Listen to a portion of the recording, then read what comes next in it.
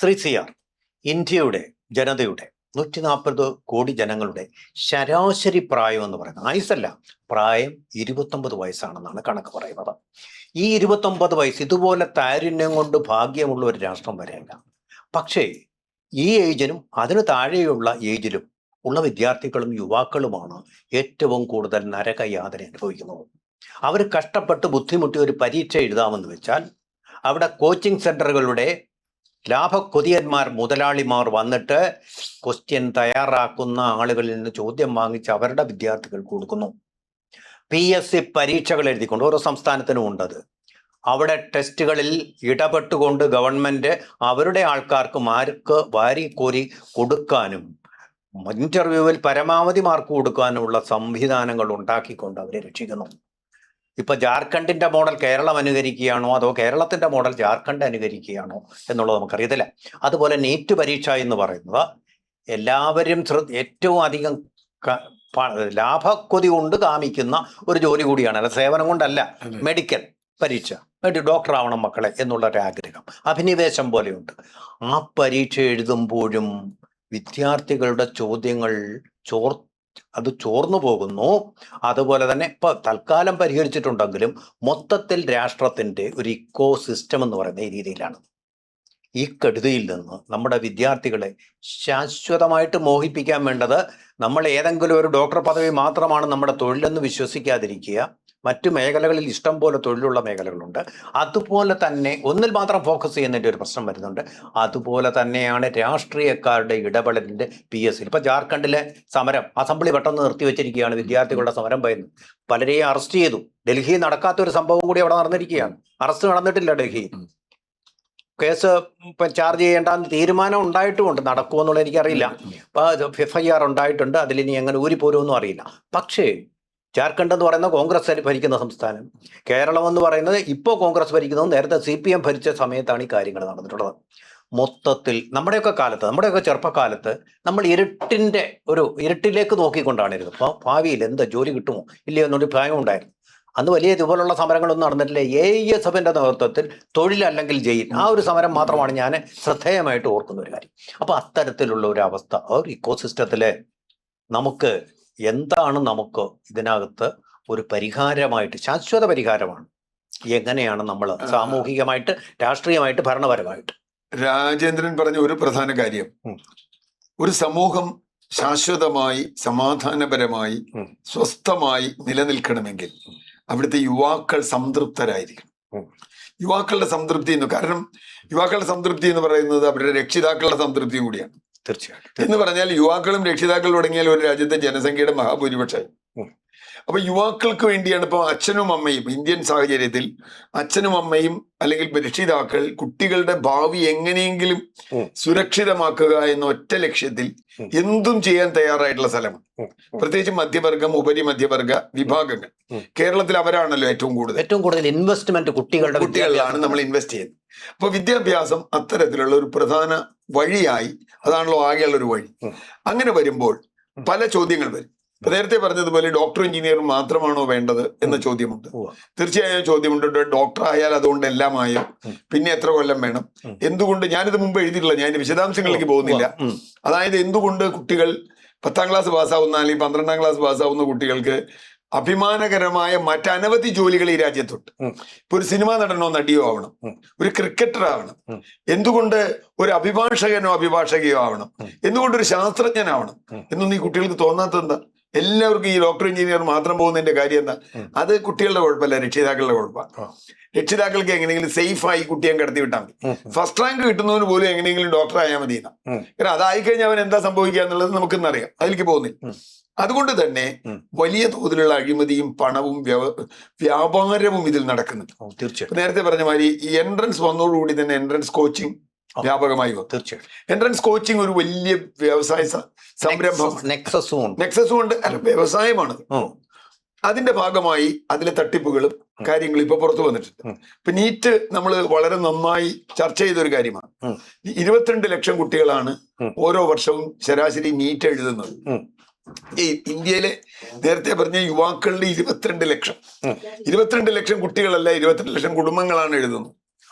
നമുക്കറിയാം ശ്രീനിവാസന്റെ സിനിമയിലെ പോലെ രാവിലെ എണീറ്റ് അച്ഛനും അമ്മയും പഠിപ്പിക്കുക, കാല് വെള്ളത്തിലിട്ട് പഠിക്കാൻ പറയുക, അങ്ങനെ ചെയ്യാൻ പറയുക, ഇങ്ങനെ ചെയ്യാൻ പറയുക എന്നൊക്കെ ഉണ്ടല്ലോ മകളുടെ അച്ഛൻ എന്ന് പറയുന്ന സിനിമയിൽ. ശരിക്കും സത്യമാണത്. അവരെ യന്ത്രങ്ങളാക്കി മാറ്റുന്നു. അതിന്റെ പേരിൽ ഈ കോച്ചിങ് സെന്ററുകൾ അതുപോലെ യന്ത്രങ്ങളാവുന്നു. ഇത് പണം വലിയ തോതിൽ വീഴുന്നു. അവിടെയാണ് പ്രശ്നം. ഇനി നമ്മുടെ സംവിധാനത്തിൽ നന്നായി പഠിച്ചാൽ എനിക്ക് കിട്ടും എന്നൊരു ഉറപ്പ് വേണമല്ലോ. ആ ഉറപ്പില്ലാതാക്കി എന്നുള്ളതാണ് നമ്മുടെ ഭരണകൂടങ്ങൾ ചെയ്ത ഏറ്റവും വലിയ കാര്യം.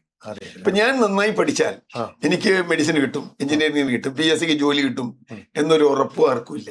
കോച്ചിങ് സെന്ററിൽ പോയാലേ ജയിക്കാൻ, കോച്ചിങ് സെന്ററിൽ പോയാലേ എഴുതാൻ തന്നെ പറ്റും.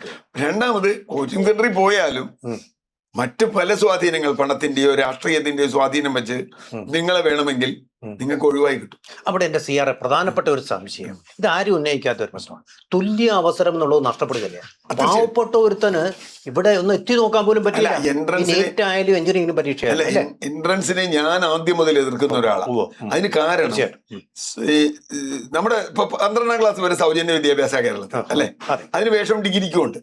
സൗജന്യ വിദ്യാഭ്യാസം കിട്ടിയ ഒരാൾക്ക് +2 സാധാരണ സ്കൂളിൽ പഠിച്ച ഒരാൾക്ക് എഞ്ചിനീയർ ആവാൻ പറ്റില്ല.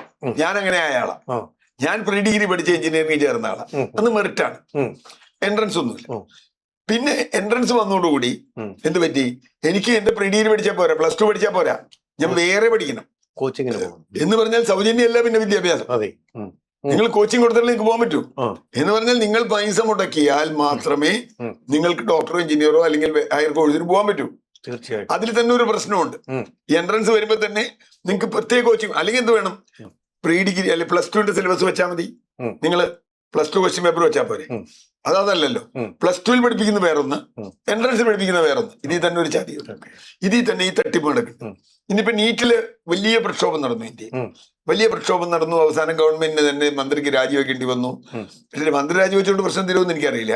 കാരണം ഇപ്പോഴും നീറ്റ് നടപ്പാക്കുന്നത് ഒരു സ്വകാര്യ ഏജൻസി തന്നെ സ്വകാര്യ ഏജൻസി ഏൽപ്പിച്ചേക്കണം. സർക്കാർ ഏജൻസി ആണെങ്കിൽ ഉദ്യോഗസ്ഥരുടെ അഴിമതിയാണെങ്കിൽ, സ്വകാര്യ ഏജൻസി ആണെങ്കിൽ മൊത്ത കച്ചവടം നടത്താറ്.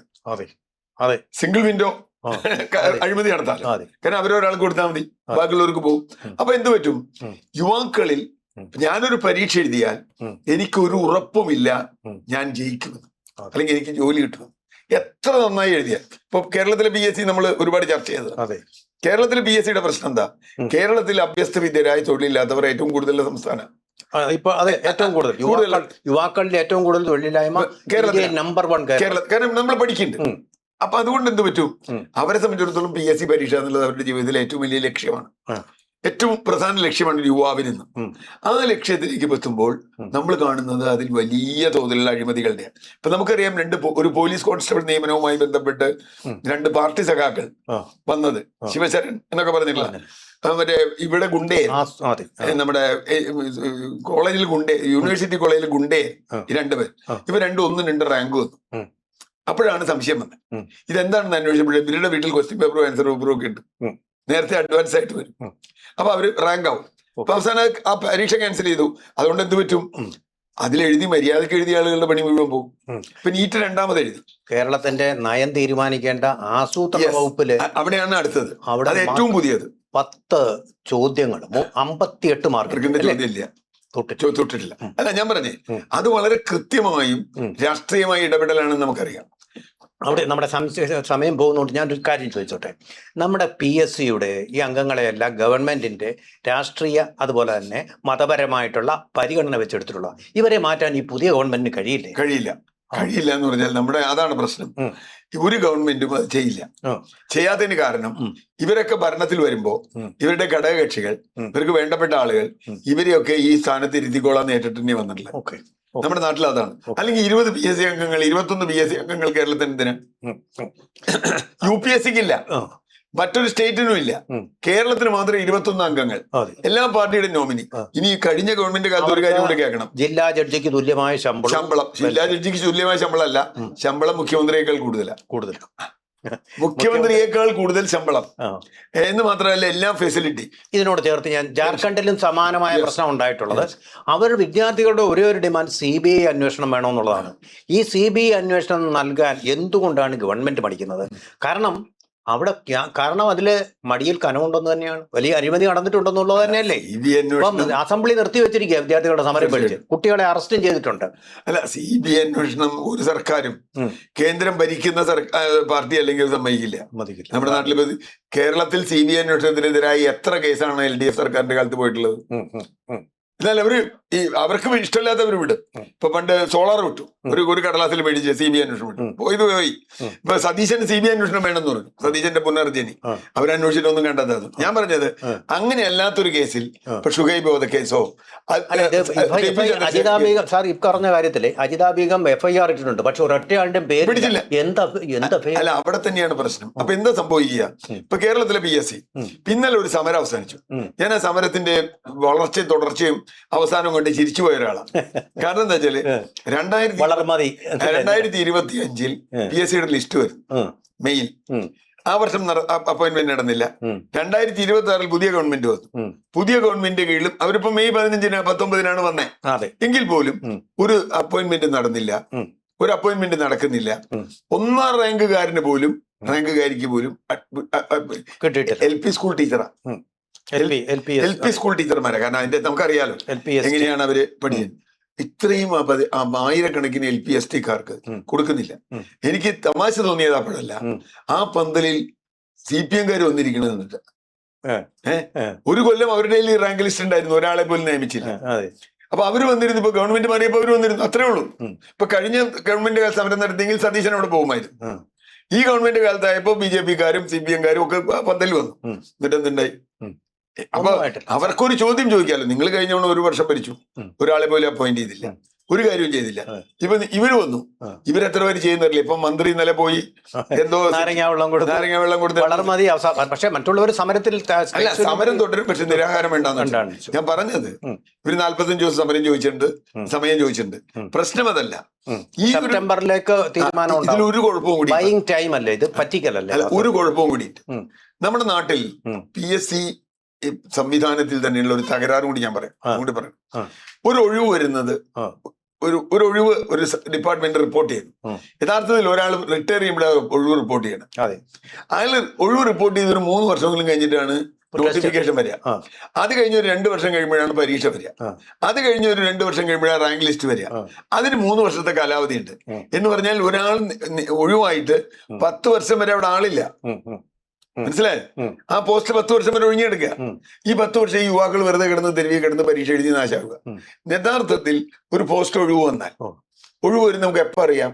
ഒരാളുടെ റിട്ടയർമെന്റ് അറിയാലോ, മരണം പോട്ടെ, ഒരു ഉദ്യോഗസ്ഥന്റെ റിട്ടയർമെന്റ് അറിയാലോ, ഒരു 3 വർഷം മുമ്പ് അറിയാലോ ഇത്ര പോസ്റ്റ് ഇവിടെ ഉണ്ടാവുന്നു. ഒരു അധ്യാപകരുടെ നമുക്കറിയാലോ, സ്കൂളിലെ അധ്യാപകർ ഇത്ര പേര് പോകും.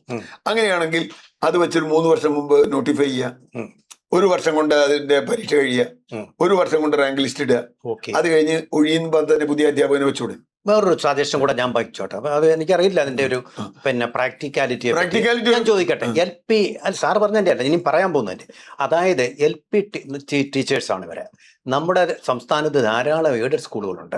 എയ്ഡഡ് സ്കൂളുകളിലെല്ലാം അധ്യാപകനെ നടത്തുന്ന മാനേജ്മെന്റ് 65 ലക്ഷം രൂപ വരെ ഇപ്പൊ റേറ്റ് എന്നാണ് പല സ്കൂളുകളിൽ. നമുക്കറിയാവുന്ന പരസ്യമായിട്ടുള്ള സത്യമാണ്, നഗ്നമായ സത്യമാണ്. അത് അവിടേക്ക് നമുക്കൊരു സ്ട്രക്ചറലായിട്ടുള്ള ചേഞ്ച് വരുത്തി, ജോസഫ് മുണ്ടശ്ശേരിയുടെ കാലത്തെ തീരുമാനമായ കാര്യമാണ് ഇതെങ്കിലും, ഒരു സ്ട്രക്ചറൽ ചേഞ്ച് വരുത്തി ഈ വേക്കൻസികളിലേക്ക് ഈ സമരം ചെയ്യുന്ന, ആത്മഹത്യക്കും ജീവിതത്തിനും ഇടയിലുള്ള നൂൽപ്പാലത്തിൽ കൂടി സഞ്ചരിക്കുന്ന ഇവർക്ക് ഒരു അവസരം നൽകാൻ സാധിക്കുമോ? അല്ല, അവിടെ അല്ല ചതി. ഇപ്പൊ PSC എയ്ഡഡ് സ്കൂളിന്റെ നിയമനം PSCക്ക് വിടണമെന്നത് വളരെ കാലമായുള്ള ഒരു ജനതയുടെ ആവശ്യമാണ് യഥാർത്ഥത്തിൽ. കാരണം അവിടെ പല പ്രശ്നങ്ങളുണ്ട്. ഇത് കാശ് വാങ്ങിക്കുന്ന അഴിമതി മാത്രമല്ല, സംവരണം അട്ടിമറിക്കപ്പെടും. ഇപ്പൊ ഇവിടുത്തെ അധ്യാപകരിൽ 70% പ്രൈവറ്റ് സ്കൂളിൽ അധ്യാപകരാ. തീർച്ചയായിട്ടും. അപ്പൊ അവിടെ സംവരണമില്ല. SC/STക്കില്ല, OBCക്കില്ല, മുസ്ലിം സംവരണമില്ല, ആർക്കും ഇല്ല. ഇപ്പൊ 50% ഇപ്പോ 3 ലക്ഷം അധ്യാപകരുണ്ടെങ്കിൽ അതിൽ 2.1 ലക്ഷം ആളുകൾ പ്രൈവറ്റ് സ്കൂളാണ്. അതിൽ അവർക്ക് സംവരണം കൊടുക്കുകയാണെങ്കിൽ 60,000 പോസ്റ്റെങ്കിലും SC/ST പിന്നോക്ക വിഭാഗങ്ങൾക്ക് കിട്ടേണ്ടതാ. സംവരണം പോയിട്ട് വൈകല്യമുള്ളവർക്ക് കൊടുക്കുന്നില്ല. അല്ല, അങ്ങനെ വരുമ്പോ ഞാൻ പറഞ്ഞു തന്നത് അത് വിട്ടണം. രണ്ടാമത്തെ കാര്യം, ഇപ്പൊ എന്താണെന്നറിയോ പ്രശ്നം? എയ്ഡഡ് സ്കൂളിൽ അപ്പോയിന്റ്മെന്റ് കൊടുക്കും, എന്നിട്ട് അവിടെ ഡിവിഷൻ കുറയും. ഡിവിഷൻ കുറയുമ്പോ അധ്യാപകരെ പ്രൊട്ടക്റ്റഡ് അധ്യാപകരായി സർക്കാർ സ്കൂളിൽ നിയമിക്കും. അവിടെയാണ് പ്രശ്നം. അത് ശരി. അപ്പൊ സർക്കാർ സ്കൂളിൽ പ്രൊട്ടക്റ്റഡ് അധ്യാപകർ അവര് പറഞ്ഞ എന്താ, ഞങ്ങൾക്ക് സർക്കാർ അംഗീകരിച്ചതാണ്, ഞങ്ങൾക്ക് ഇപ്പൊ ജോലിയില്ല. അപ്പൊ എന്ത് പറ്റും, മുതലാളി കാശ് വാങ്ങും, ശമ്പളവും പെൻഷനും ഗവൺമെന്റ് കൊടുക്കുന്നത് മാത്രമല്ല, ലുക്രേറ്റീവ് ആയിട്ടുള്ള ബിസിനസ് ആണ് ഇന്ന്. അല്ല, അത് മാത്രമല്ല, അവരുടെ ഡിവിഷൻ കുറഞ്ഞാൽ ഈ മുതലാളിക്ക് ഒരു ഉത്തരവാദിത്വമില്ല, സ്കൂൾ മുതലാളിക്കില്ല, പിന്നെ സർക്കാരിന്റെ ഉത്തരവാദിത്ത എന്ന് പറഞ്ഞാൽ PSC വരേണ്ട പോസ്റ്റ് പോലും ഈ പ്രൊട്ടക്ട് അധ്യാപകരെ കൊണ്ട് നിയമിച്ച് അവിടെയും സംവരണവും നിയമങ്ങളും നീതിയും മെറിറ്റും അട്ടിമറിക്കപ്പെടുക. സത്യം പറഞ്ഞ ഒരു അനീതിക്കെതിരെ മറ്റൊരു അനീതിയിലേക്ക് പോയിരിക്കുകയാണ് നമ്മുടെ വിദ്യാഭ്യാസ ബില്ല് കൊണ്ടുണ്ടായത്. അതുകൊണ്ട് തന്നെയാണ് കുട്ടികൾക്ക് ഇത്തരം അസ്വസ്ഥതയുള്ളത്. തീർച്ചയായിട്ടും വളരെ പ്രധാനപ്പെട്ട ഒരു കാര്യത്തിലേക്കാണ് നമ്മൾ പോയത്. വെളിച്ചം വീശിയത് അങ്ങേക്ക് നന്ദി. വളരെ അതിലേക്ക് ഒരു വെളിച്ചം ആരും ചർച്ച ചെയ്യാത്ത ഒരു കാര്യമാണ്, അതിലേക്ക് വെളിച്ചം വീശിയത് വളരെ നന്ദി.